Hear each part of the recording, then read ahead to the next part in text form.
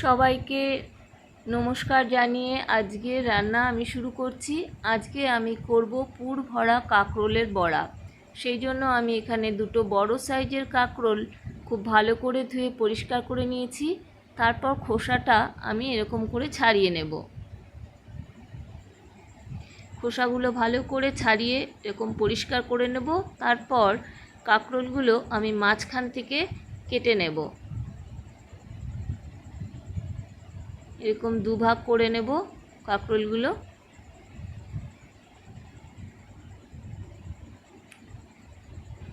এমনি কাঁকরোল ভাজা আমরা সবাই খেয়ে থাকি, কিন্তু এইভাবে পুর ভরে কাঁকরোলের ভাজা যদি আমরা করি তাহলে শুধু এটা দিয়েই ভাত খাওয়া হয়ে যাবে। এবার আমরা একটু সামান্য ভাপিয়ে নেব কাঁকরোলগুলোকে।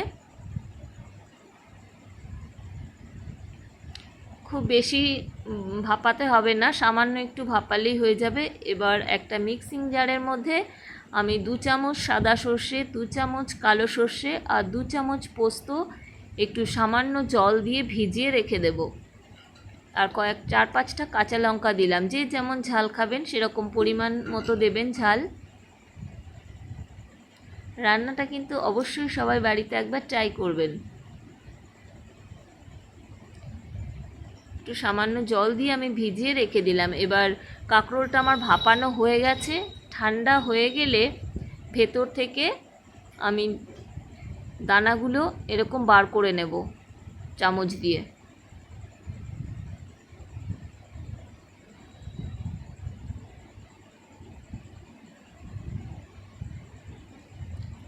তারপর যে সর্ষে পোস্তটা আমি ভিজিয়ে রেখেছিলাম তার মধ্যে এই দানাগুলো একসাথে আমি মিক্সিং জারে বেটে নেব।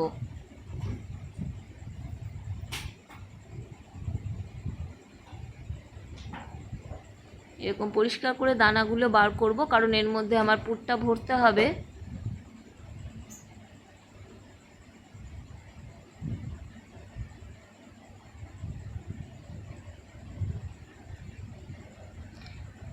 কাঁকরোল এখন সারা বছরই পাওয়া যায়, কিন্তু বর্ষাকালে খুব ভালো কাঁকরোল পাওয়া যায়।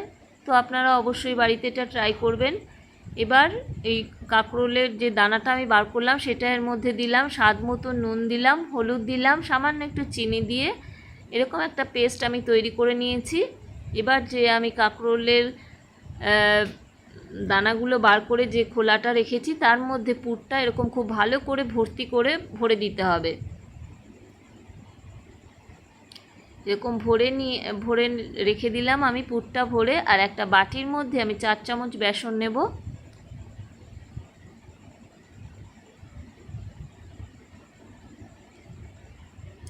আর এর মধ্যে একটু স্বাদ মতো নুন দেব, আর একটু কালো জিরে দেব।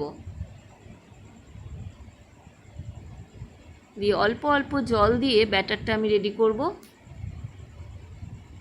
এই যে আমার ব্যাটার রেডি হয়ে গেছে, খুব ভালো করে ফেটিয়ে নিলাম।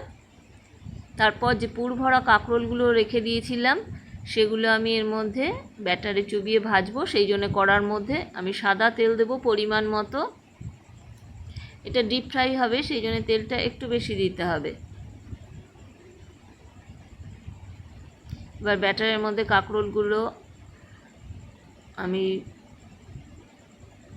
মাখিয়ে নিলাম ব্যাটারটা দিয়ে। এবার তেলের মধ্যে আস্তে আস্তে ছেড়ে দেব। সব সময় যে কোনো ভাজার সময় খেয়াল রাখবেন গ্যাসটা যেন সিম করা থাকে, তাহলে ভাজাগুলো খুব ভালো হয়, ভেতরটাও ভালো করে কুক হবে। এক পিঠ ভাজা হয়ে গেলে আর এক পিঠ উল্টে দেব।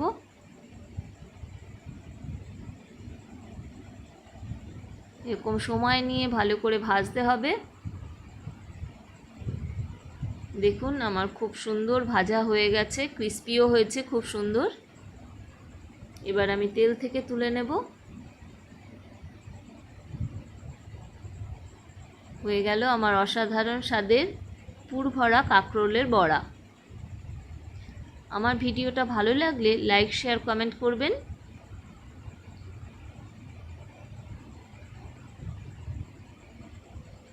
সবগুলো কড়া থেকে তুলে নিলাম। আর চ্যানেলটিকে অবশ্যই সাবস্ক্রাইব করে আমার পাশে থাকবেন।